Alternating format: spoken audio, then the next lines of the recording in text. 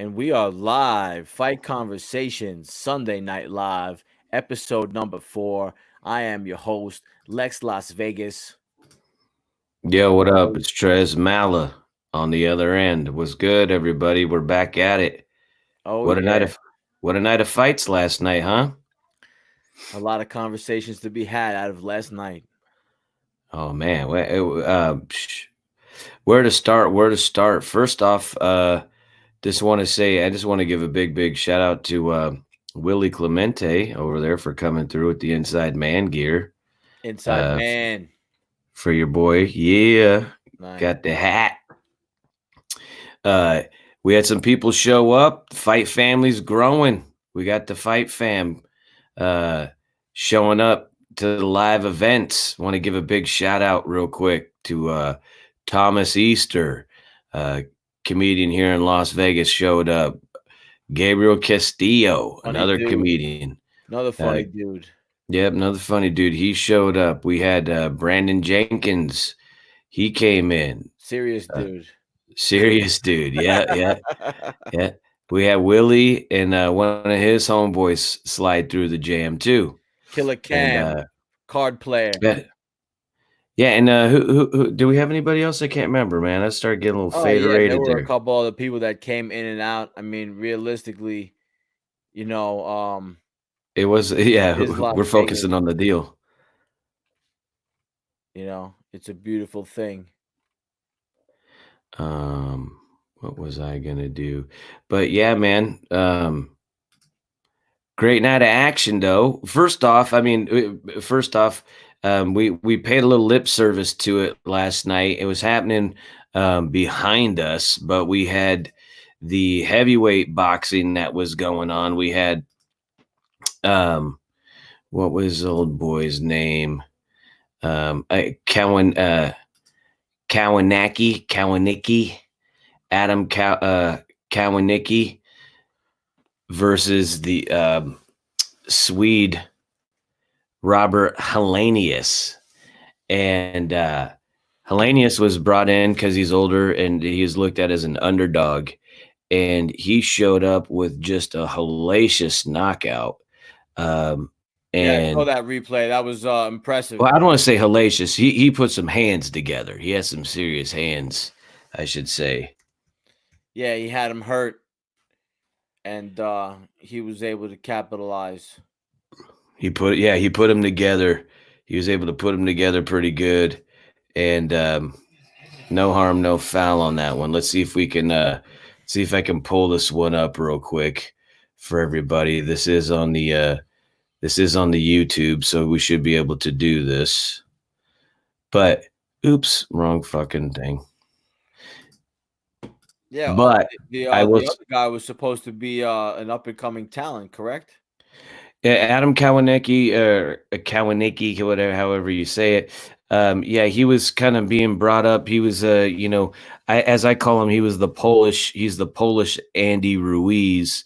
Soft, doughy dude, unassuming guy who's got great hands and a decent beard, and some skills. The only thing is, he's easy to hit, and as we're gonna see here in just a second. Let's see if we can do this action. What was it? See. Man, I'm excited for all this UFC action, though, man. The Korean Zombie and Brian Ortega got into a fist fight behind the scenes. Well, actually, I don't know if they actually got into a fist fight, but Korean Zombie actually released a statement here. He says, "Last night you sat 10 meters away from me and Jay Park. For 2 hours, nothing happened. So I thought Boom. everything was fine. But Drops him right there. Jay Park." Oh, hold on, man. Hold on. I was to say we're talking about. We got this boxing going on. I thought you were dialing it up. Yeah, I got it. That was all the action right there. That was the whole thing, no? Boom! But a big left hand. Yeah, man. I mean, he puts them together, sends old boy down, and then he just puts these hands on him.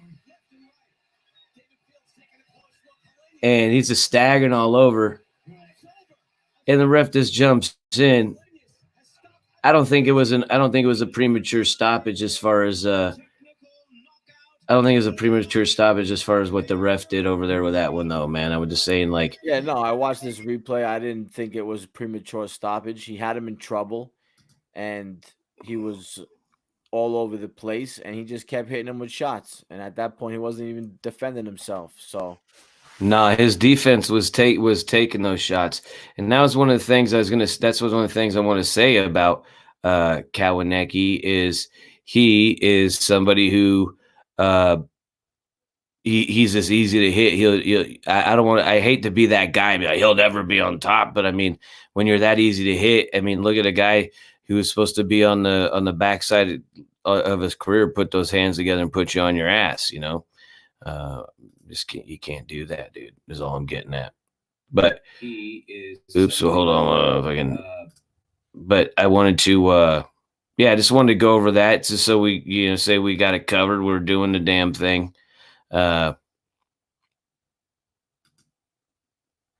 Kawanecki with the setback. There you go. So you want to throw it on out over there with the post of the Korean zombie? yeah, sure. Korean Zombie just replied to Brian Ortega. Apparently, Ortega jumped his interpreter. Ortega jumped his interpreter? What kind of move is that? That's what the post says. The post says you attacked him while I went to the bathroom. Is there any evidence? I mean, what is this? I mean, this is kind of ridiculous. That's all it says. He says you attacked my guy. It's a long post. I didn't even read the whole thing. That was literally all I read right there. It was about his musician interpreter Jay Park that was with him, and he went to the bathroom and he came back. Brian Ortega had attacked this guy, and something else there about the situation. If that's true, I'm surprised that Brian Ortega. Let's finish reading it here, I guess. Let's go. Where we leave off. Let's start from the beginning. Last night you sat. This is the Korean Zombie. This is his post to Brian Ortega. Last night you sat 10 meters away from me and Jay Park. For 2 hours nothing happened. So I thought everything was fine. But you fucking attacked Jay Park while I went to the bathroom. Jay Park is not a professional fighter, but a musician. You slapped a civilian who merely helped translate. Even worse, you were sitting there waiting until I would be absent and then attacked Jay Park. It was not a fight like real men would do. What you have done is the same as a grown man to beat up a child. You should have attacked me. If so, I would have not been upset. You are such a coward for slapping a musician, not a fighter. If you fucking plan to do this to fight me and to use my name because people don't remember your name anymore, then I will congratulate you. It worked. I will fight you and I will knock you out and your fucking face will be bloody. Now your fucking face stays in my mind and I will fuck you up in the cage. I hope you won't run away from me again. Yo, I'm fucking psyched, yo. Korean Zombie. Yeah, man. I like the Korean Zombie, man. I'm excited for this fight. That's fucking, man. That's some pretty Yo, somebody wrote that though, first of all. But good job. I mean, good job to whoever put together his lyrics there. That was a good verse. Well, I mean, seriously, that could be the translation. I mean, he could be throwing it out there. Yo, he's why not, Zombie, man? Bro. You don't think he has a Korean guy doing his social media? Who knows, dude? Of course, bro. He's the man. Come on, he's the Korean Zombie. Of course he does. Of course he's got a homie helping him out. Stop it. It's the Korean Zombie. You ever seen some of those? Yeah, man. Well, dude, they have it. Dude, they got it translated. They have it translated in Korea over here. on Bro, it's they all have his written. fights. They have videos of like little clips of his fights with like sick music and crazy shit. Like, man, he's got a sick fan base. But yeah, I'm excited to see that fight. Dana White put that together. Let's see that grudge match. These dudes are gonna bang. I think that the matchmaking has to be done right. That's why Why you do don't that let shit? fighters pick their matches. You know, you let Israel Adesanya pick a match, and everybody thought he was picking a war. When the truth is, he picked a fucking match he could cruise through and win without putting much effort because the opponent's not gonna apply any pressure. You know, there was more pressure applied from the number one contender in the form of Paulo Costa from the outside of the octagon. Um, Paulo Costa was removed. I was gonna say it looks like there's been a a police report filed On who? on Ortega for the slap. I mean, who knows what else even happened? It says Dana White is hopeful no legal action, but a police report was So if I filed. was the Korean zombie, I would say, you signed the papers for us to fight, we'll drop the charges. Ooh. We fight in Korea. Fucking main event, Korean zombie, Brian Ortega in Korea. UFC fight night, like What 30. what what do you think? I mean, what's that motivation ultimately? I mean, seriously, what the hell is that all about? I mean, There's more to the story that we don't know. Brian there Ortega, has to be. There Brian has to be, dude. Ortega is not gonna do something like that for no reason. I mean, maybe, and or maybe it's just like, the old like kill the messenger. Maybe it's bad to be an interpreter between two guys that don't like each other. Maybe you end up interpreting something that now you're attached to the delivery of, right? Yeah, I mean, Maybe, I don't seriously, know. Maybe you delivered the bad news. You're connected to it. You're his boy. I don't know. You're cut the that interpreter. shrapnel, dude. Maybe Jay Park had something else to say himself. Right? We weren't there. Maybe Jay Park. I don't know Yeah, who maybe he Jay added Park some even is. maybe he added some flavor to it. You know, maybe Shout he out to was. Chong Park, my other Korean homie. He from New York. Park is a popular Korean last name. This dude Jay Park. Oh He could yeah, have popped off. Who knows what he did? yeah, man. But Hey, man. regardless, Brian Ortega is not supposed to attack a civilian. No, He didn't man. though. He technically didn't attack him. We don't know if it was, maybe he deserved a slap. Some people Something do. Some sometimes people do. I'm sometimes not. a slap could be deserved. Maybe Park was talking to a fighter in a way that he shouldn't as a civilian, right? Because that could happen too. A Yeah, civilian might some cross the people get line. some people get too comfortable, right? Not to say that that's right to do, but it definitely happens where people get comfortable and get slapped. Fuck, man. You know. No one's above a good fucking put you in check slap too. So if you're running that yap, you might get fucking slapped, baby. Hey, look, and that's like the checks and balances. Like that's like the world policing itself. Hashtag run that yap, might get slapped. Yeah. No one's above it, dude. Speaking of fucking getting slapped, man, let's talk about old girl with that fucking head, dog. And Yeah, probably one of let's run UFC's. through them in order. No, Was let's it? start Oh, with you want to go through O'Malley. Minora? Yeah, go down. Yeah, Yeah, fuck. We'll O'Malley build up. O'Malley slapped old boy up. That's fucking. Oh yeah, man. How quick was that? I'm more Mexican than you. Woo! Shit. He More proved like he proved fucking he proved that it's a state of mind. more like a Vatican assassin, dude. He came out strong. That was Well, I that mean, was a there's good really not performance much to by say. O'Malley. There's really not much to say about his fight, like other than you want to see him step up in competition, and that's not a shot at him or anybody he's fought against. He's just got those lightning fast strikes, and he's kind of like Ryan. He's kind of like that Ryan Garcia kid, dude. He's quick, he's fast, he's lanky, he can cover the distance, he's got angles, and there is that speed that generates pop, and he was fucking cracking with that fucking shot. I mean, you saw it so quick with that kick after he had old boy stunned, got him, had him in that position, threw that kick, hit him with the inside of that heel, that knuckle, that bone part, man, rattled that dude's cage, and then just that was it. I mean, the fight was what, less than 2 minutes? Yeah, absolutely.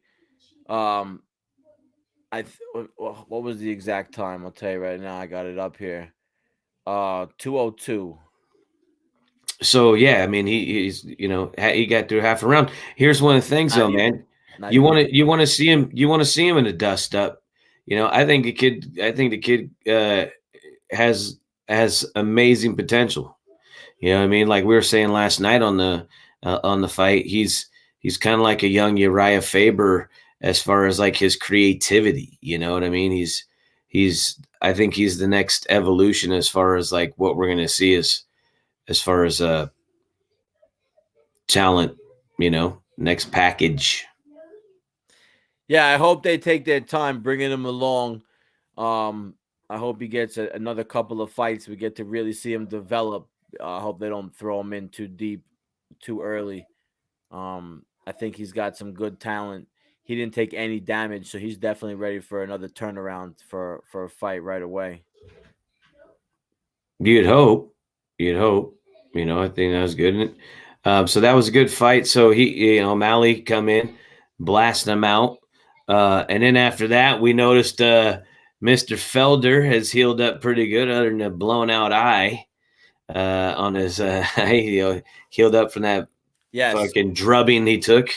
Paul Felder is And back Gabe. calling fights behind the microphone, behind the desk. Um, I'm excited for Dan Hooker's new fight. That's how it goes sometimes in fighting. We were on Felder. Dan Hooker, he basically he took you know, that fanhood right there, and he's the guy now that's gonna be the guy what I got an eye on for the next fight sometime to throw something down on to support. Dan Hooker looks like he still has the eye of the tiger and he still has the hunger to win fights. I mean, that's what it all comes down to. We saw um, a story of hunger at UFC 248. Some fights had a tremendous amount of hunger with these athletes just desperate for that championship at all costs to lay everything on the line as we see in these photos. And then we saw one where it was basically not really important to to make to make it happen. So that hunger factor, that's a factor 100%. Yes. Definitely. And you see it with guys, you see it with people. They have it, and then all of a sudden, where does it go? It gets caught up in the riches, in the glitz and glam. Some of these people, it goes where'd the hunger go? It went with the silk sheets, it went with fucking Yeah, the old Rocky, right? Mick, you got civilized, kid. most certainly, dude. You got civilized. Yeah, Yeah. you got But hey, that happens when you reach a certain point in your career. I was just watching a little history of Jack Dempsey, and that was the thing. The guy at one point in time when he was hungry, dude, he was fighting 21 times a year, dude. You know what I mean? The only time the dude got knocked out in a fight was because he hadn't eaten in 4 days. He was eating sawdust before a fucking fight to put something in his gut. How fucking crazy is that, right? Well, then he started, after he won the belts, he started, making that money. He had one of the largest gates in boxing history, Jack Dempsey. Uh, then it becomes he defends his title 7 times in 6 years. You know what I mean? Like, and he ends up getting beat, and he can't get back on top. You know, a guy who was like the most fierce, ferocious, changed the face of fighting, and he couldn't pull it together after he got a taste of letting off the gas, so to speak. Not Yeah, having that hunger. hunger is definitely an issue. Hell yeah. Speaking of hunger, dude, the underdog came in last night. Um, Neil Magny, he got himself a nice little win, and you were plus 150 if you were to take up, if you're going to get up on, with the Neil Magny. Um, you know, uh, Good win, showed up. People weren't anticipating that. People thought the challenge or the guy from China was come in and keep his momentum going, and Magny, he derailed that train. Yeah, absolutely. I think that Magny was one of my picks, one of my dog picks. I got him at plus 150. I didn't really know a lot about Li Jinglian, but I knew that Magny was definitely a live dog. I like that fight. Magny went the distance. He pretty much dominated the whole thing. I think if you watch the Fight Conversations live stream replay, you'll see that we even, well, it was so clear to me what had happened in terms of the way the fight was judged that I called it as a 30-27 round at the score, unanimous, and that was it, 30-27.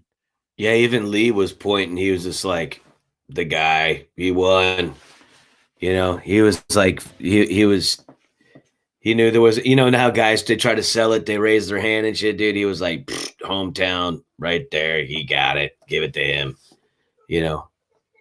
Let me go to the bar. Let me go party. I'm in Vegas. And then what was the next fight after that, Lex?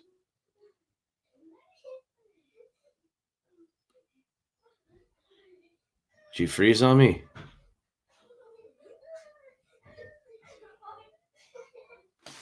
I think Lex is having a little technical difficulty over there. He's froze up on me. Can't see him, can't hear him. Yep, he's disconnected. Well, this is one of the things I'm going to say. We have one of the best fights in probably UFC history. One of the absolute best fights, action packed, toe to toe. Wei Li Zhang versus Joanna Jurchek. And holy smokes, guys, let me tell you what, that fight was a barn burner. And it was funny too, is outside we were talking, and one of my buddies was mentioning how he's not a fan of watching the women fight. He's like, the girls, he's like, the women's, he's like, it's just they're not. And I was telling him, I go, hey man, I go, when you get high level women fighting MMA, boxing, when it's high level, they give the guys a run for their money. You need to see, I mean, you'll see high level, reckless abandon. They throw defense out the window, and defense be damned in this fight with Zhang and Joanna. It's like they couldn't get out of the way. They couldn't get out of one another. I mean, it was tit for tat. It was all about the damage. I mean, this was unbelievable stuff. I mean, just take a look. Just take a look at this. Just take a look at this girl. Look at this. Look at this head over here. I mean, hot damn. Look at this. Look at this head. I mean, these two chicks went at it like crazy. The other girl's battered. The other girl's bruised. But I mean, look at this, the unbelievable damage, the morphine, the hematoma. I was cracking jokes. And then when it got to the end of the fight, when they're reading the cards and stuff, I'm like, get her to the hospital, man. I mean, good Lordy, that swelling. Woo, man. that swelling is deep, dude. Let me know what you guys think about that swelling, because that swelling right there, I'm like, the hills have eyes, man. This is like a kid from like some radiation, like born into some radiation and shit. This is this unbelievable. Lex, you back? Uh, dude, you're all digitized again. Oh no. Oh yeah, dude. Fuck, I don't know what the deal is. Oh man. But dude, this head, yeah, he's that's how today's been, guys. Today has been one technical difficulty after another, and to reboot the computer and stuff. But this is one of the things I want to say, man. Like when we saw the fight of Hasim Rahman get stopped because he had a hematoma. It was this huge. It looked like a cinder block growing on the forehead of Hasim Rahman after a headbutt from Evander Holyfield. That was from a headbutt. Okay. This swelling was from a punch. It started from a punch to the forehead. And usually in the old bare knuckle boxing days, people would dip that head down when they would take that punch and make it like a harder, it'd be like a harder, it would break the hand. It could roll the wrist or whatnot.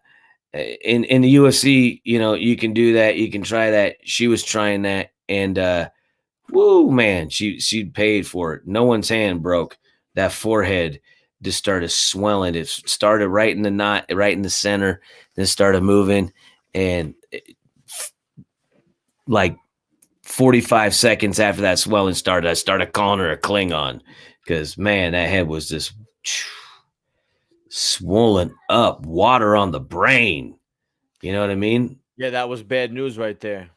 Total. Oh man. And such an action-packed fight. And here's one of the things. I give mad props. I mean, to take those shots and still go for the kill. I mean, give it up for both girls. I mean, it was just unbelievable endurance. I mean, both of them grossly underpaid. When you see this kind of damage inflicted, that you're underpaid as far as I'm concerned. These girls put a lot on the line there.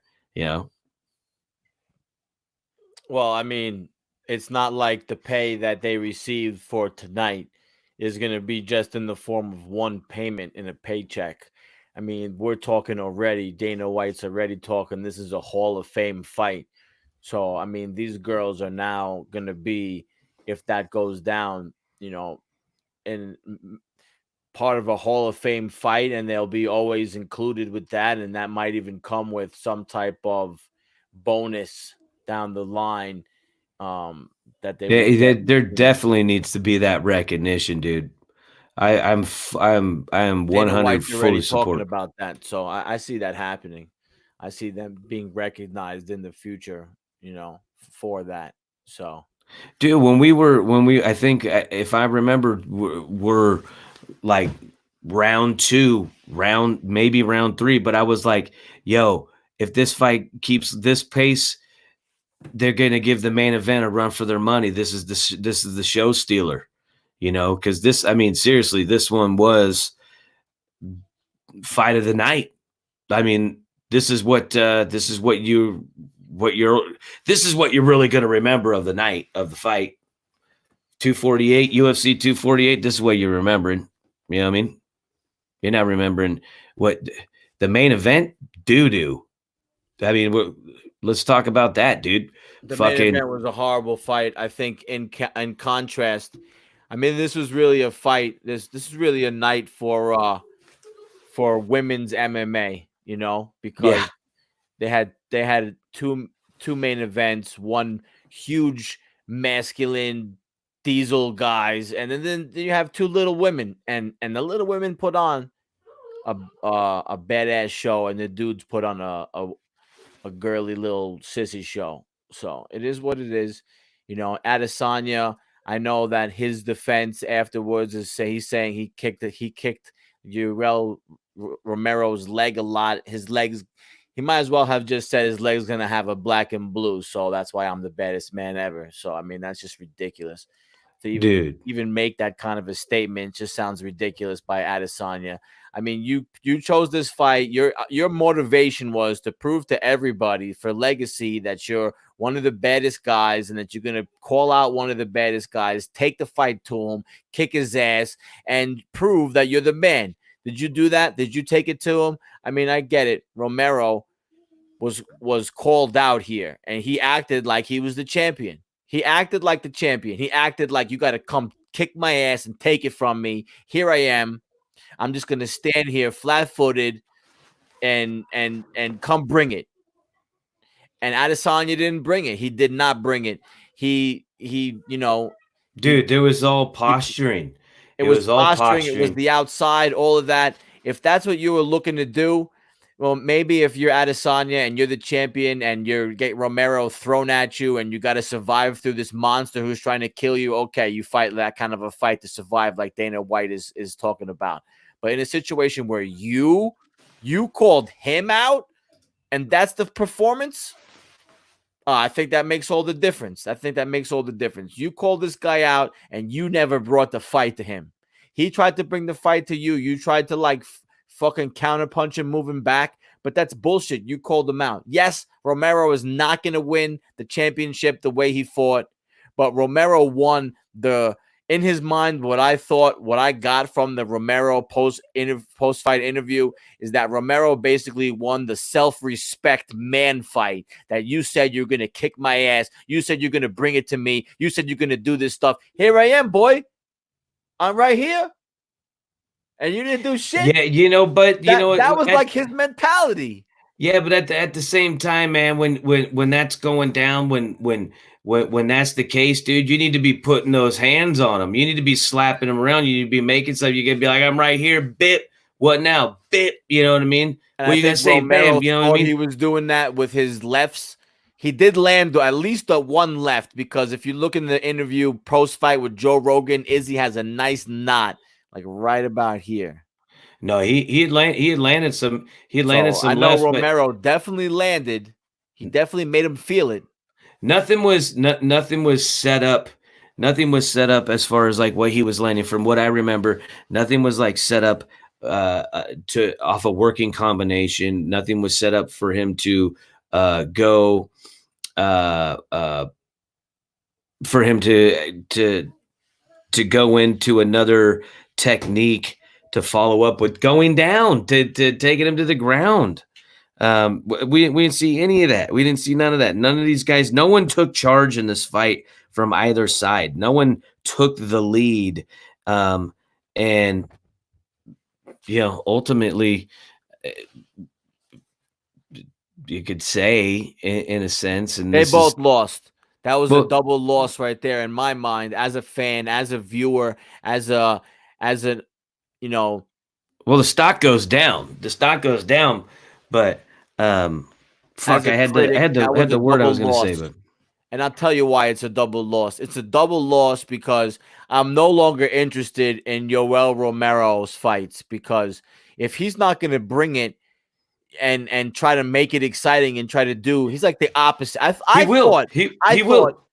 He'll destroy everybody until he's up against somebody that he needs to be fucking to for the belt, for the and that's the thing. He's only gonna destroy guys that are gonna come at him. And he's gonna counter and destroy them that way. If he has to go after and beat the champion, he's not gonna do it. Well, dude, I mean, the other thing about that though, the other thing that's like mad annoying about that is like, dude, the guy is, I mean, you're watching somebody with all the talent, all the skill in the world, and it's just like, bro, you could bum rush him and just take a few shots in the process until he gets him where he wants him, and just do what he has to do to finish him out in one round. That's what I see with Romero's potential. You know when it's like, oh well, here you are, you're just a armchair quarterback, you're watching stuff like that. Yeah, dude, everything that I say, I'm like, it's a lot easier said than done. With the skill set, the physicality, and the ability of Yoel Romero, he's one of those guys that makes it easier. He's one of those guys, he can get it done easier than anybody. You know what I mean? Like he's got it. So for them to be like, to follow up with the excuse, to him to have the excuse, he knows what the scoring criteria is. He knows what the judges are looking for. If he doesn't, how? It's impossible. You know what I mean? You got to think somewhere in your head, dude. You're not just in this fight. You're in this business, and in this business, there's the academics and that of scoring. Scoring is going to lead to a win. It's going to lead to looking better. It's going to lead to a bigger payday or that belt that you're going after.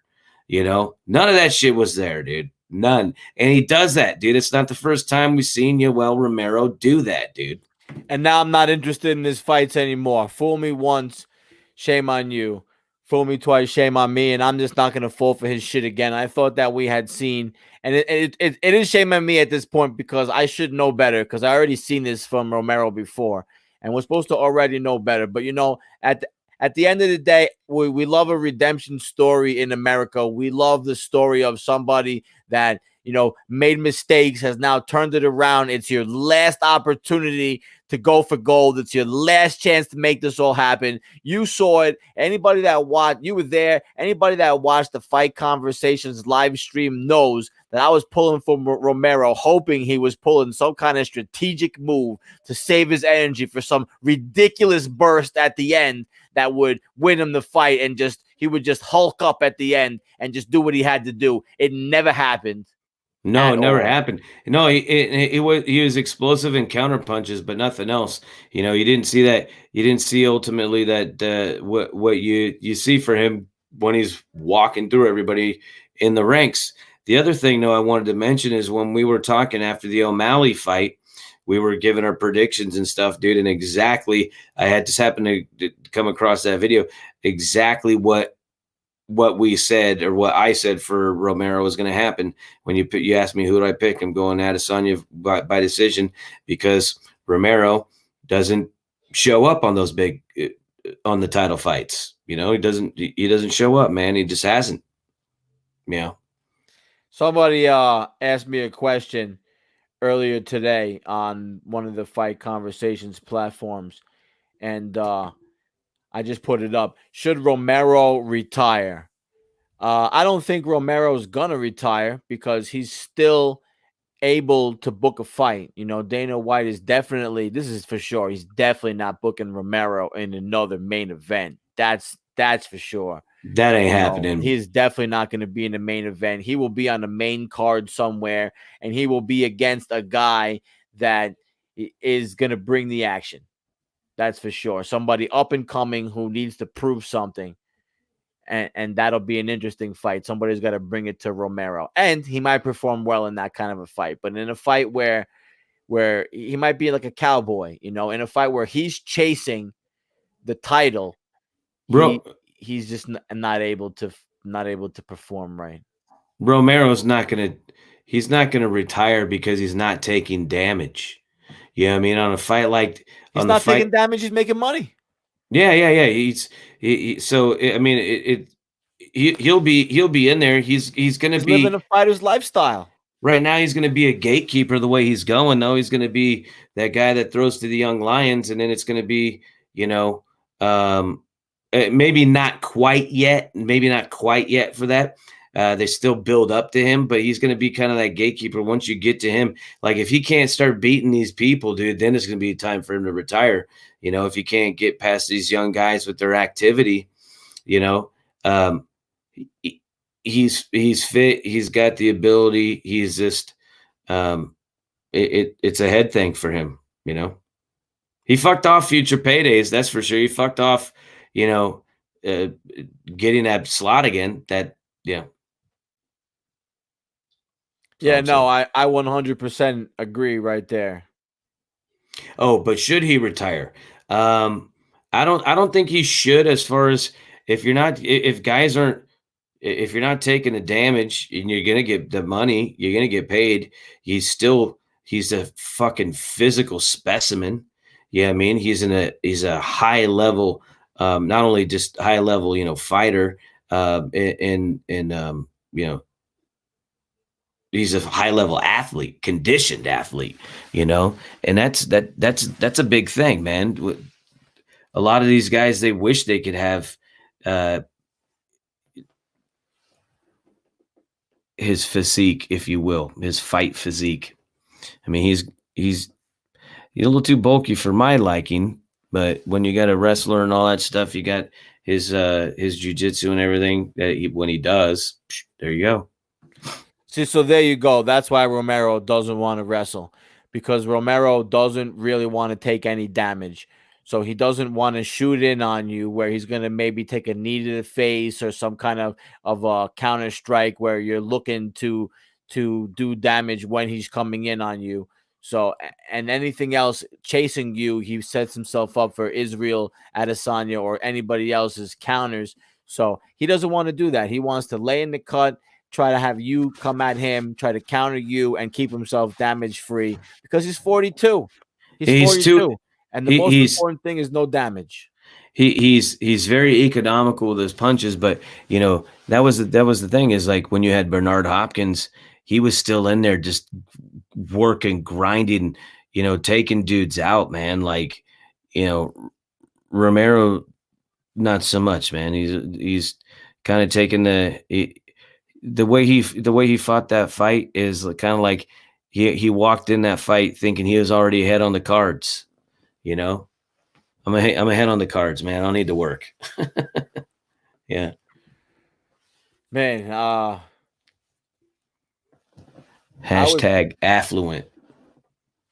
yeah. I mean, so that would be my answer. I would say that If Romero is anything, not going to retire, but he's going to be involuntarily retired from the main events by Dana White. yeah.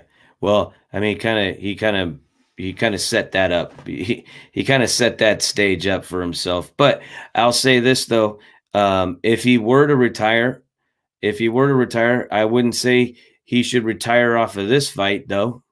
You definitely want to get a win. You definitely want to get something exciting going on. I mean, at least like just to bring it back to Bernard Hopkins, at least his last fight, he made sure he wasn't getting back in the ring. He got knocked out the ring. So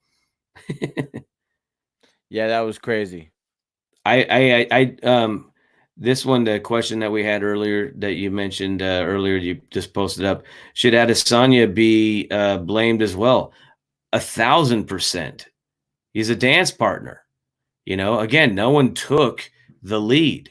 There was no one. There He was no was the one. lead. He called him out. But I know what you mean, though. No, yeah, but I mean, in the fight action, like no one established dominance. That should have No, been him. And that's, in my opinion, when you call somebody out, it's your lead.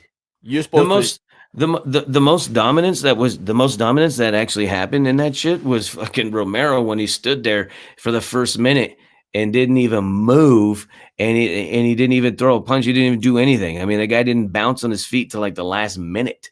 You know what I mean? Like that. That was the closest to like dominance being established between the two. Other than that, it was If like you call watching if that you old call a guy Jefferson's fight. out, if you call a guy out, you got to bring the fight. 100%, 100%.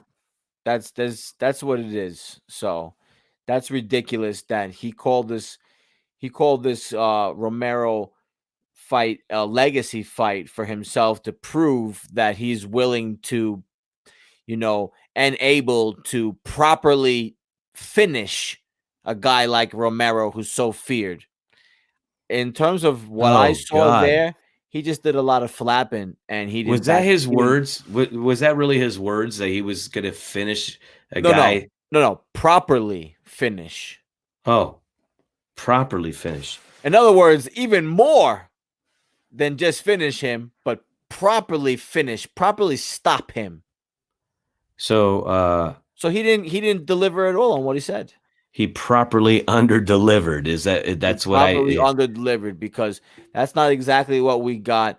I didn't see a guy that was looking to do that. And I thought to You're not going myself, to get that on Uber Eats, dog. You're not gonna make money with that delivery. That ain't DiGiorno neither, We homeboy. all know, the movie Goodfellas, when Tommy goes to get made and he opens the door and he realizes he's been had and it's a Yeah. hit and he's about to get killed. He's, oh shit. That's the exact feeling I had when I saw Romero stand there with his hands down, stand completely upright at the beginning of the fight, like, yo, bring it.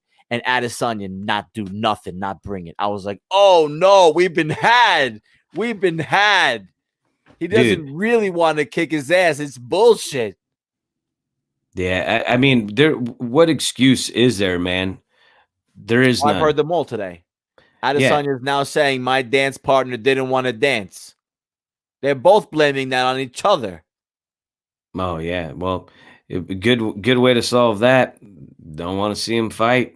I don't You want to know. see him fight either, and I'm not sold that Paulo Costa is going to bring the fight to Adesanya. I'm not sold on that.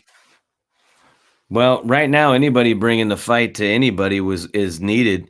After that, I mean, you had such a barn burner of a co-main event. Then you go to that little deal, dude. That was just like that. That was just that's like a chick who's been fucking working on a dude, giving him head forever, and he just plants it and fucking just bleh, give him nothing. But it wasn't a knockout. It was just a boring fuck, you know. Just a fucking limp dick fuck. You got to use a tongue depressor, fucking tape it up to try to penetrate with that fucking coke dick fucking fight, dude. That was some bullshit, dude. Seriously, man. I mean, look, dude, they're fighting. They're fighting. They're getting in the fucking cage. I get it, dude. But as a comedian, I don't fucking sit there and talk mad shit. I'm just gonna destroy a show. I'm gonna crush a fucking show and da da da da. And then just fucking show up there and fucking bubblegum it, phone it in, and act like an ass. That's what those dudes did in front of fucking 20 some odd thousand people in Well, I mean, attendance. realistically, what would be the equivalent as a comedian? You'd have to show up and not even tell a joke. Well, you just have to you just You know have what to I'm show saying? up. Because That's just like that's just how I like feel saying with Romero. I feel like he didn't even tell a joke, bro. that's like these guys. That's like these comedians. Oh, I'm doing all new shit, dog. I'm doing all new shit. And then you hear them do the fucking same set, and they just throw in like they throw in like a different word someplace. Or he's like, yeah, dude, you see me do new material? Like, bro, you didn't do new shit. Yeah, the same fucking joke. All right. These guys, all they did was talk mad fucking head. You know, they talk. It's like the guy talking, I'm gonna tear that pussy up, and then fucking nothing. Or the girl's like, oh, you can't handle this pussy, and then she just lays there. You know what I mean? Or the girl can't ride on top. You know, neither one of these motherfuckers. Neither one of these motherfuckers. I blame that more on Adesanya though, because Romero wasn't doing any bragging. He just got fucking called out. And I think even No, now, it is Adesanya. I mean, well, I'm it's all, the all same, but Adesanya. He's the one that did all the calling out. He's the one that did all the shit talking. Romero can't even talk. Look, I'm even his bilingual. translator couldn't I even. can speak Even his I can speak translator couldn't even Spanish fucking fluently. translate. I can understand everything Yoel Romero says, right? And I'll tell you right now, Yoel Romero didn't talk any shit. Only thing he wanted to prove is that he's not washed up at 42 and he can still bang. And he proved that the other guy's afraid of him. Yeah. So in some way, Romero did prove his pride that this guy is not going to whoop my ass, but it was a boring ass way to prove it, Romero. Come on. You couldn't prove it by being the man and just ragdolling him and becoming the champion. I mean, you had to prove it by fucking this like slow way that you proved it. Like, come on, Romero. Come on, man. Well, yeah, and again, if you're the champ, um, I honestly believe there is a little bit. There is a responsibility for you to try to make it happen. To make it happen, if your guy's weak, it's like if he's not doing anything, do the stuff what's necessary to get him out. You know what I mean? Do what's necessary to get a referee stoppage or something, or open him up, or you know what I mean. Try to embarrass him for none of that. There wasn't even an attempt, you know. And I think that I think personally, um, I think personally that Adesanya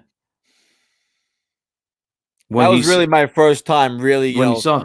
Well, I really was gonna say when he's. watching Adesanya. That was our first time covering him. That was my first time really dissecting his fights. Yeah, I watched his other fights, but it was more like, I watched a replay or a playback. It's not the same as as the moment when Oh you no, watch a live event, and watching his live event tonight or last night was disappointing to say the least. I'm completely disappointed in I've seen Adesanya. a few of his fights. He's exciting, and he definitely didn't fight like how he fought last night. So But that this was was his another thing. call out fight. This was him calling it out. He got my Yeah, no, attention with his past performances, times, his call out. I was like, wow, he's got the pedigree to have an awesome fight. He's calling out this guy. This guy has the pedigree to fight back if you bring it to him. It's got to be a good fight. He never brought it to him. no, not And in this. Adesanya wants to say that it wasn't his job to bring it. Yo, it's your job to bring it when you call somebody out. Yeah, champ or not, All right. champ Yeah, shouldn't be yeah. You're calling not gonna anybody lose the out. championship by not bringing it, but you're not gonna earn that fucking respect points that you want. So you kept your championship, but there's no head on your mantle. I don't think the champ should be calling out guys, so to speak, in that manner. In that manner, eh, again, loss of stock blew up in his face. I don't think it definitely doesn't benefit. It definitely doesn't benefit Adesanya at all. He's lucky he's got that Adesanya's belt. gonna get a second chance when he fights Paulo Costa. Dana White's already putting that together. Dana White is hoping that fight is super exciting. He's hoping that Paulo Costa fucking runs and bum rushes him and gets fucking clipped coming in fucking super fucking recklessly like Yoel Romero wasn't willing to do. Adesanya is great at moving backwards and hitting you while you come in recklessly, and that's what he's going to try to do to Paulo Costa. So we'll see if it happens. Hopefully Paulo Costa doesn't fucking also realize he can just like coast that fight and they can both get a payday for doing nothing. I hope that's not what happens either. And I don't know. I just can't look forward to that fight at this point.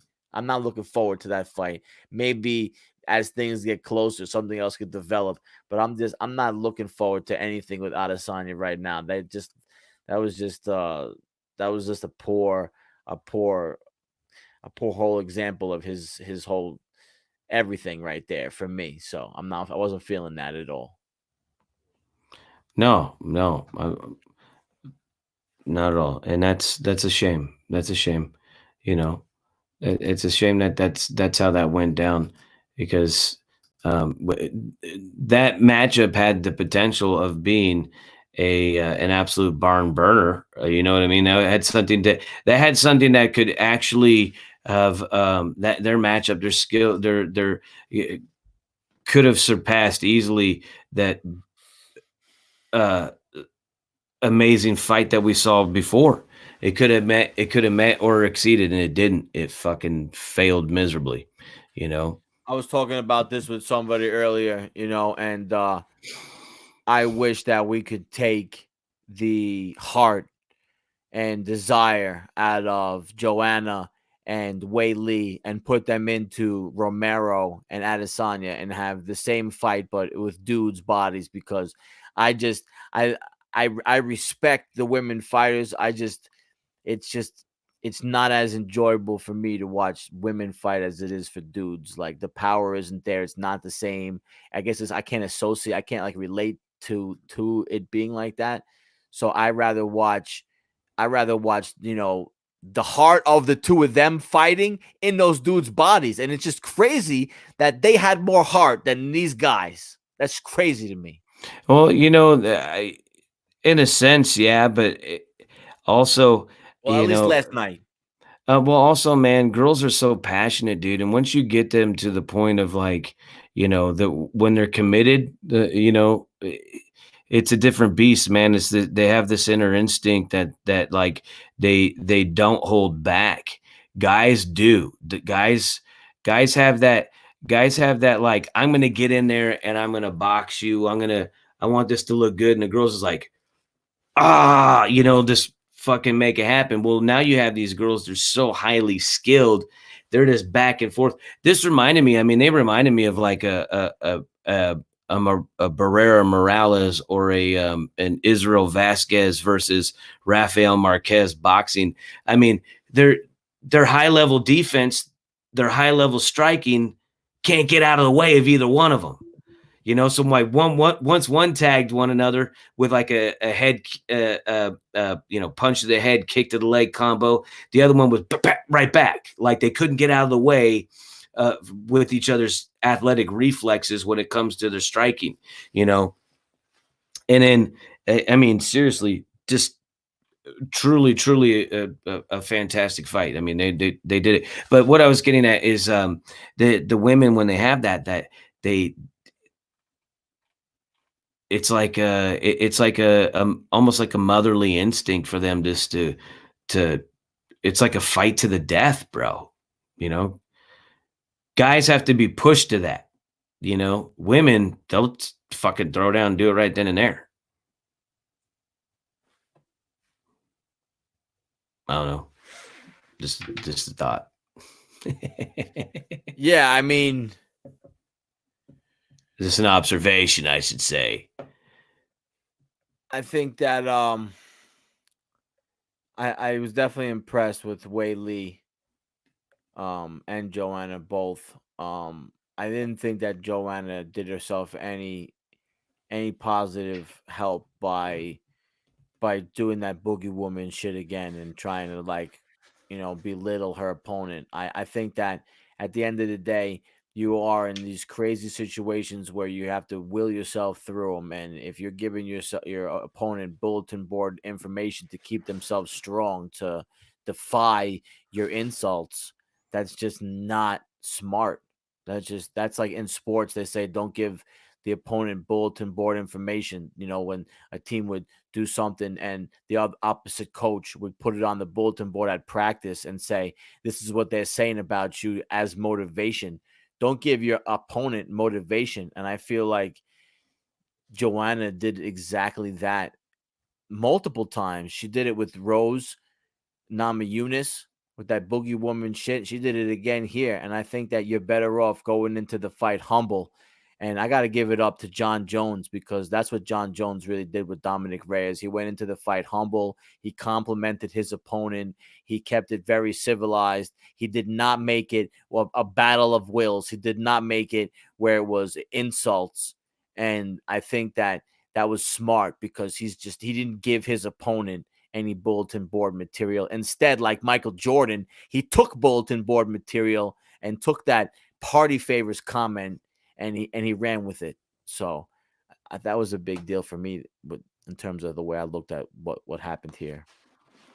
Well, me, trash talking is an art, and there's also there's the right and there's a wrong way to do it.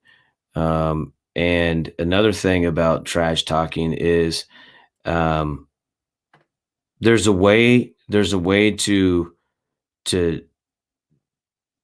do it to where you're it's true psychological warfare. We were talking about it, backhanded compliments, these little off things that get you to think, that's in the back of your head, stuff like that. That whole thing coming out, these people, like when Connor had to start getting personal to try to get under people, and the screaming, the yelling, and getting all wild eyed and all that stuff, that they're just whipping themselves. They're whipping their own horse. They're trying to motivate themselves. Their own horse. Oh man, I love it. Yeah, those little fucking Trezisms. They're just trying to get Whipping their own horse, smothering the gun, snapping the beans. Hashtag Trezisms. Yo, where is Jeremy Bjornberg, man? Where you at, Jeremy? Are you out there? Yo, you know what? I got a text message from one of the homies that said that he wasn't able to shoot a message through on Facebook into here. I know we're able to get messages through on YouTube. Not sure if our Facebook Messenger is working though right now.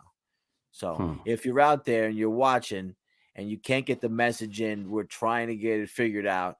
We are just going to continue to talk about the fights in the meantime.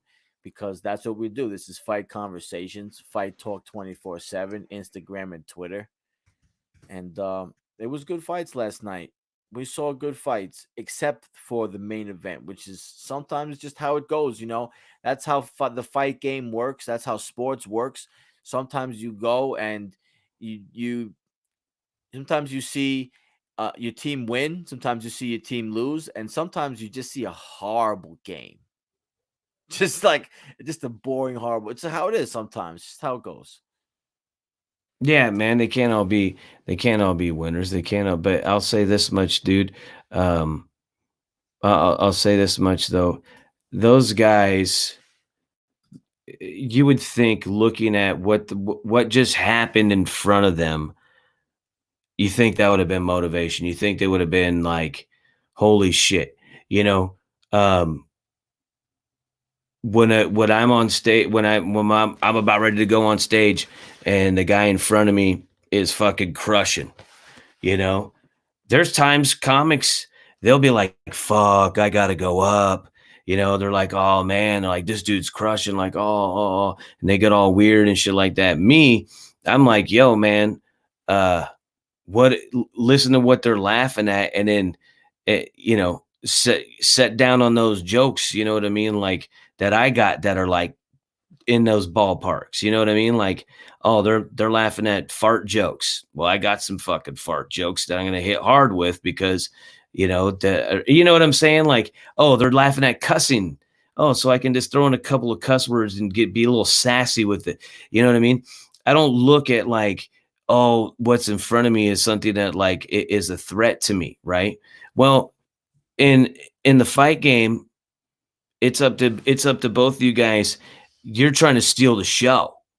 As a comedian, I'm trying to steal the show, but I don't want to psychologically fuck myself. You know what I mean? So I don't want to go in there like, oh, worried about what the other guy's doing. But when you hear that fucking crowd roaring, all right, you want to mimic that. You want that. You want to go in there and be like, dude, I'm gonna make this fucking crowd roar for me. You know what I mean? Like, I'm gonna make this fucking crowd love me. That's what I do when it comes to comedy. You know what I mean? I look, somebody on stage in front of me is crushing. I'm like, hey, I'm gonna make this motherfucking thing pop for me. Y'all are gonna remember me. You know what I mean? Um, they didn't. What they're gonna be remembered by, they don't want to be remembered by. You know. Yeah, absolutely. Sometimes like fights, especially like Romero, You like I don't said care. before the thing. No, well, one of the things I said is like, dude, there's a pattern. I said this. I go, there's a pattern with this guy getting up, and you see it a lot of times in boxing. Guys just rip through everybody. They get to the deal that you get to the pattern. But there's some guys in like boxing. I remember a long time ago, I wrote them off. I wrote them off because I just saw it, and everybody would be hyping these guys up, and it's still, and I write them off, and I was right in that because, it's like you see a guy if he has two draws, he's probably a boring fighter. He's probably a guy who lets the guys off the hook. You know what I mean? Like, it's high probability. Like, he doesn't really have that push to go over to the next level. Um, a lot of times that's the case, especially if you have more than a draw, more than two, you know. I mean, I would like to give all fighters the benefit of the doubt. I'm not a big believer in just looking at the stats and seeing the draw and just assuming that, but you're right. It's definitely a higher chance that that's what it's about. There are always situations where it's not your fault. It is what it is. I've been to a couple of fights that were draws. I didn't think that they were draws. No, So totally. But sometimes the judging is incompetent. So no, but I you will can't say just. this though. I will say this though, It is a red and this is flag, what though. this is. Yeah, it is a red flag because what it indicates is if and even though, like you said, some fights they're scored that way and they shouldn't be, but it's also like the fighter didn't make it a clear case, a decisive case to sway. You know what I mean? He didn't push that hard to get the win. You know. Um, and you'll see that you'll see it. I mean, I've watched enough boxing, study the guys when you see that, you're like, oh, that's why you have all those draws, or that's why you don't get those close decisions. You know what I mean?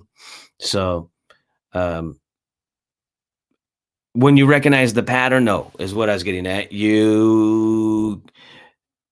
Yeah, no love lost. For me, like it's somebody I don't really have to follow anymore. Yeah, I'll Yeah, just no, get it on the 100%. back burner. And I'm gonna lead that right into what I posted on Fight Conversations Facebook page today. That fight only makes me more excited to see Tony versus Khabib, Oh especially after yes, Khabib just kicked Tony's fucking championship off the fucking stage yesterday. That was excellent. yeah, man.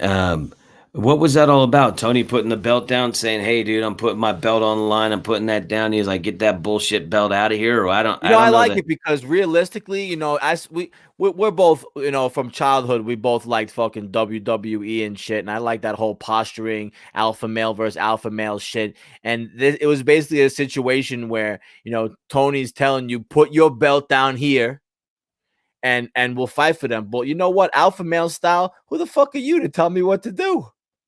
You Oh don't tell yeah, me yeah, where to yeah. put my belt.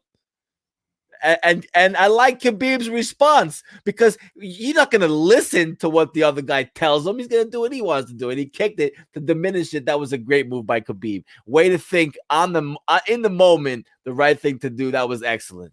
You That was know, almost like Conor McGregor-esque when he snatched the belt from Aldo. That was on the same I at I the don't same. I don't think there was any thinking involved. I think you could see he was getting worked up. You could see the way like the passion, he was like Oh, squinting it's his eyes. split second.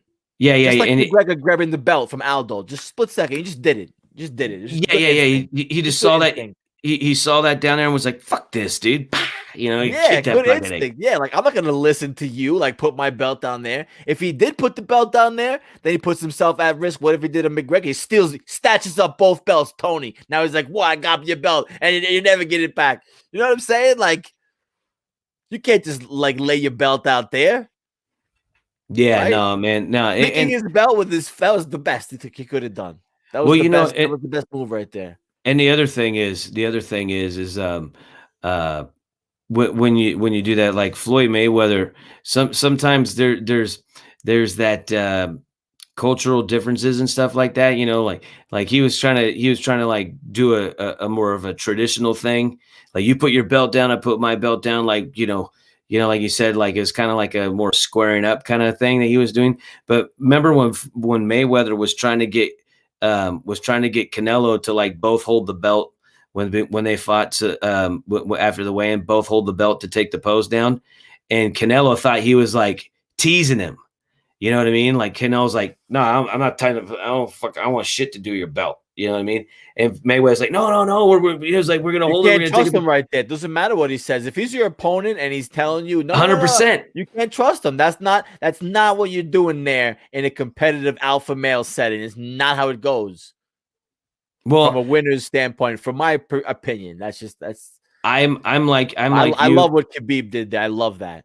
I'm like you. I would look at it as like, dude's gonna try and pull a fast one on me. You know Oh, what I mean? as he should. Yeah. If you were dumb enough to fall for the trap he's laying, you deserve it. And that's what I mean, that's fucking You're, like I learned that like what? Like who that's was WWE who 101. was Like, what was come on, man. there was a You while ago. It deserve was to a while walk ago. right into that trap. There was a while ago. This is a long time ago, but there was a Stop. UFC dude who pointed to old boy's shoes. He's like, "Dude, your shoes untied," like to get him to try to look like it didn't fucking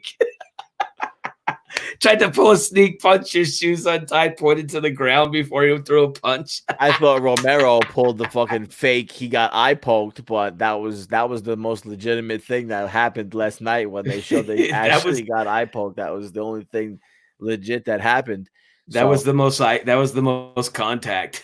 but yo, I started a watch party up here on Facebook. If you're in the Facebook watch party, I'm trying to wave at you. If your comments aren't getting through, let me know. Let's figure this out because this is the Fight family. We want to have this Fight Conversation Sunday Night Live be interactive. We want to answer some questions with you. We want to talk about these fights. We know everybody else is definitely excited for Khabib versus Tony Ferguson. Who's going to win that fight? Who do you got I'm winning good. that fight?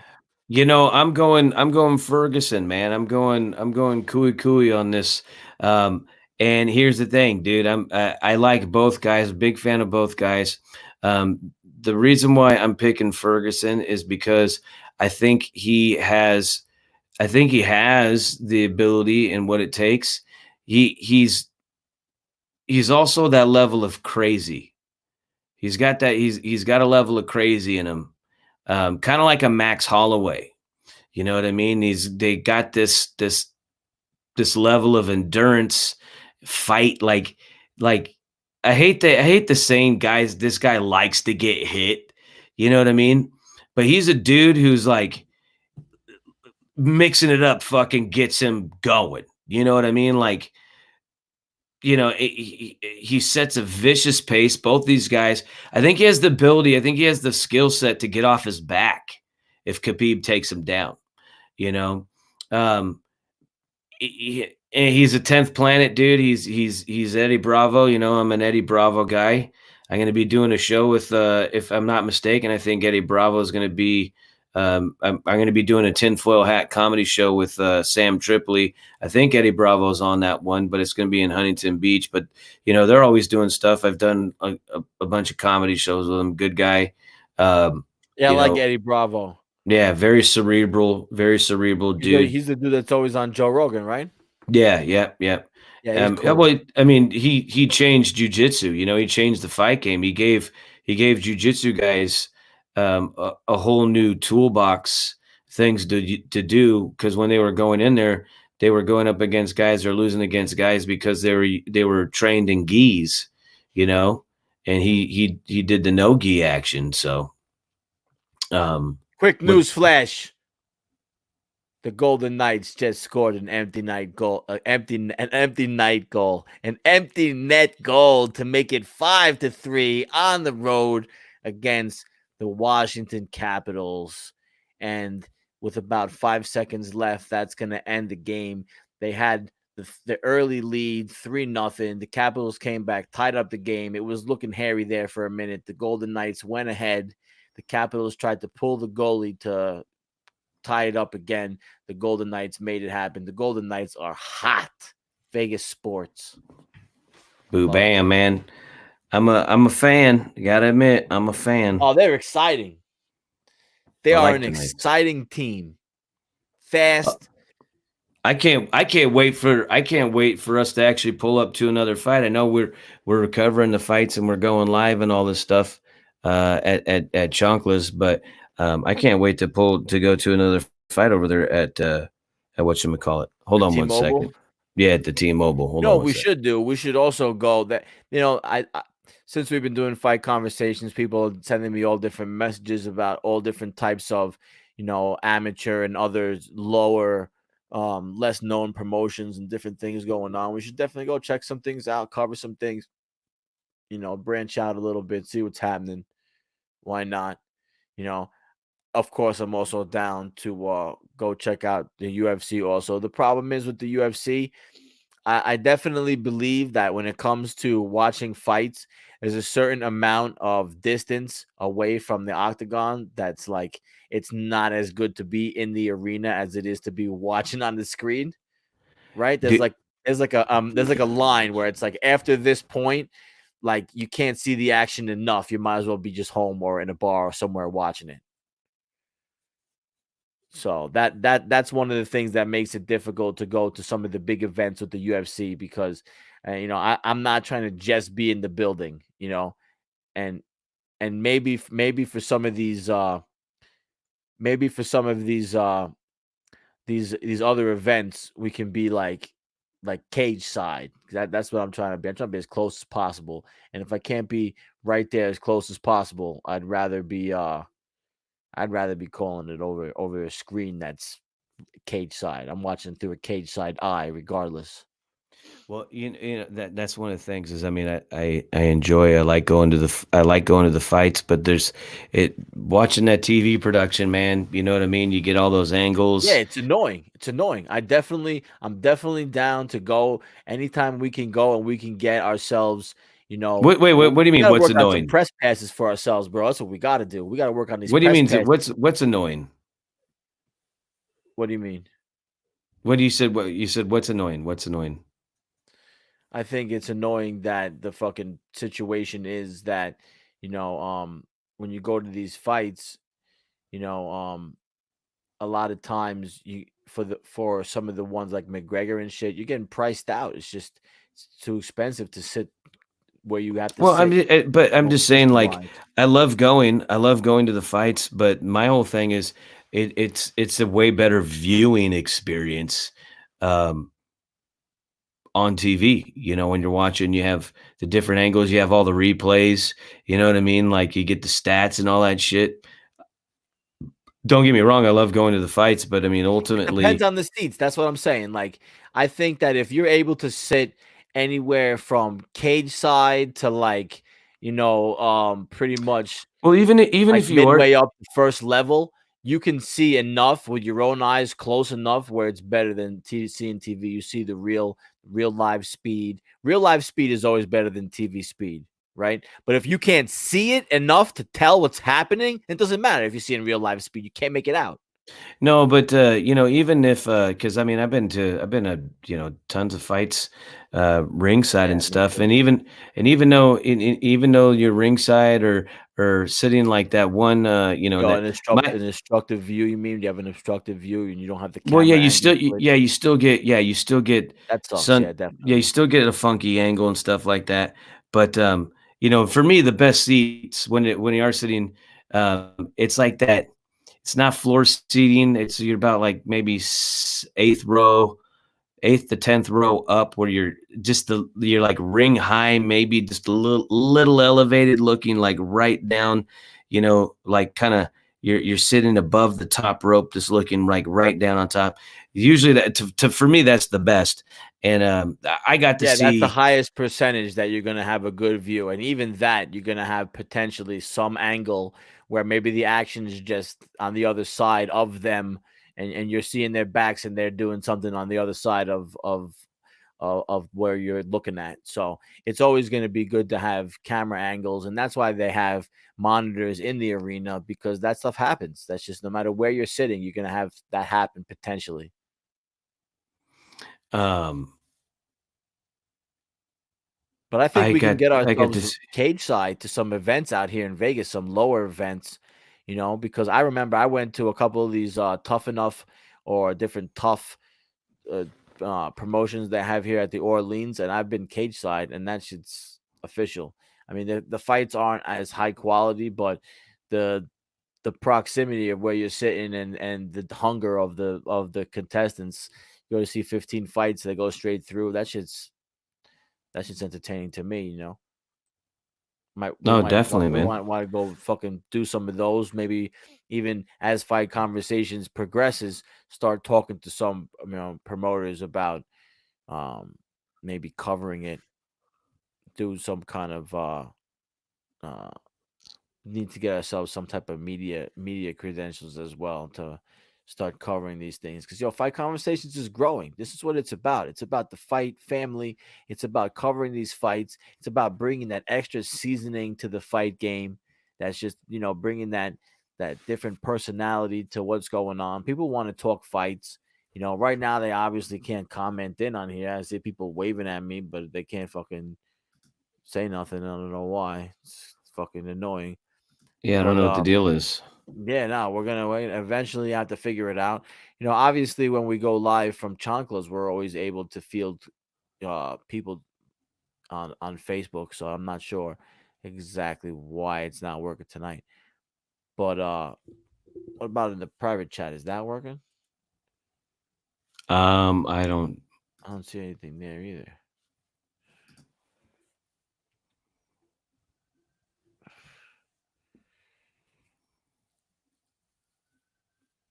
Everything I got is just coming off of the YouTube. Everything it's as far as that's posted. Yeah. So you don't even see any of the Facebook comments that came through? I Not got on the some. I got only some. yours. Only yours on FB. Yeah. And I You sent me. I got the private one. yeah. Interesting. So Hey, it is what it is. Fight conversations. We're live. not claiming to be professionals in the game starting out. We are, regular people that just have a passion for combat sports and fights in general.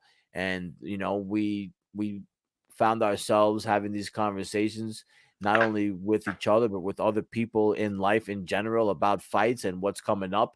And that's how Fight Conversations was born. And here we are. We've been covering fights. The more we cover fights, the more I see different angles. It's like we're getting deeper down the rabbit hole in terms of the whole fight game, in terms of the whole fight world. I mean, look at the homie inside man, Willie Clemente. He was like, Lex, you know a lot about boxing. I'm like, this is probably because I just watched a whole bunch of more boxing matches in the last 2 months than I've watched probably, you know, in 2 months period of time before that. I mean, I've gone to some good boxing matches. I like boxing, but I'm definitely not up on boxing as much as I'm following everything else. But it's like anything else. Once you start following, your learning curve is good if you're smart. You start picking it up, and that's what's happening.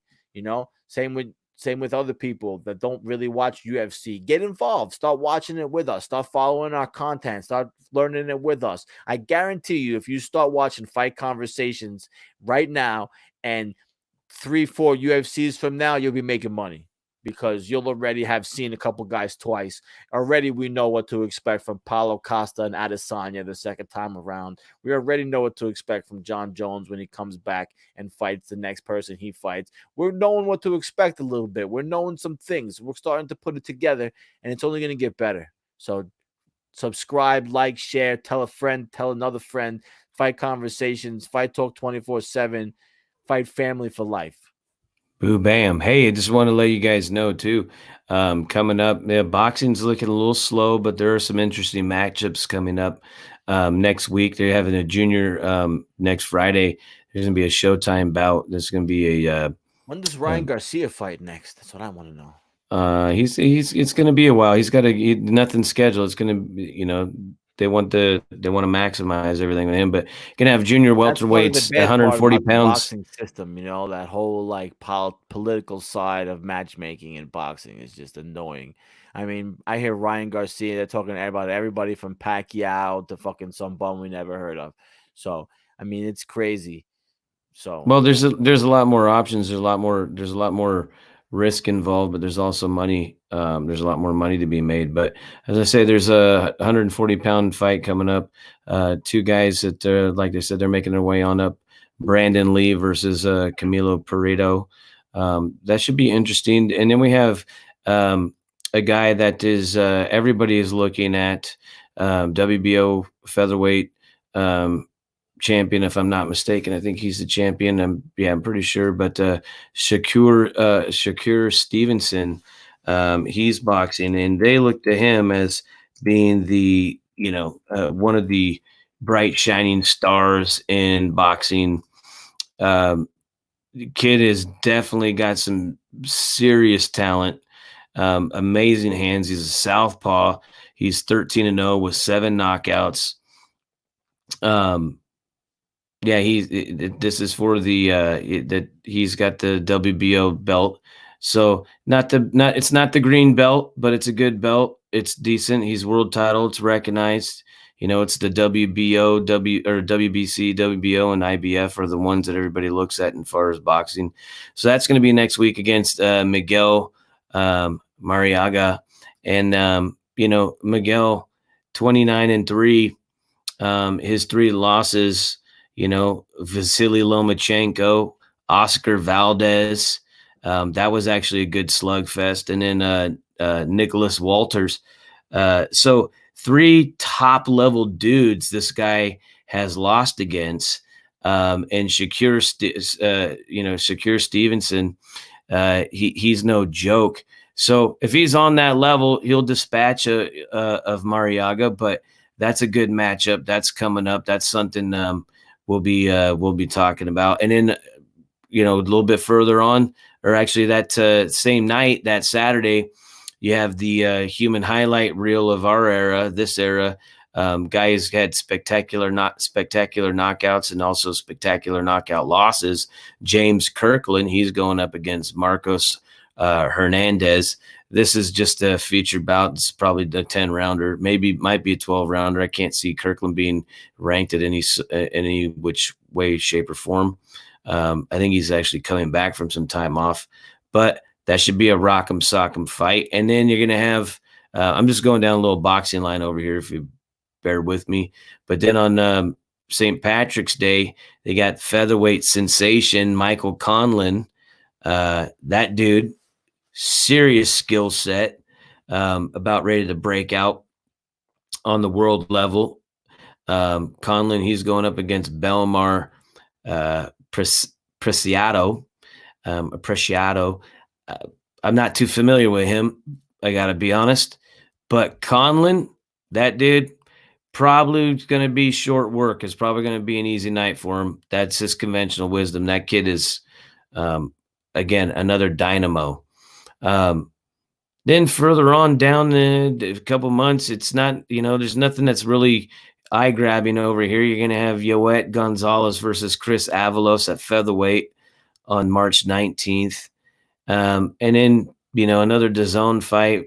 It's not until the March 28th you get to Artur Beterbiev versus Mang Fanlong for the WBC IBF light heavyweight title. That's going to be a slugfest. There's never a dull moment with an Artur Beterbiev fight.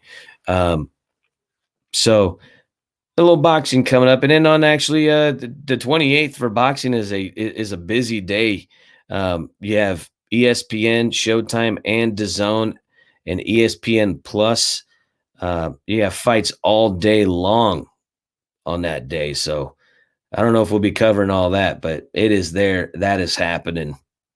Boxing's. Well, we're not going to be able to cover every single fight live, but we'll always be able to do a recap on it on our Sunday Night Live or some type of video or some type of stream. We also have more ESPN Plus fights for pretty much every Saturday night from here to Khabib. They have an ESPN Plus setup.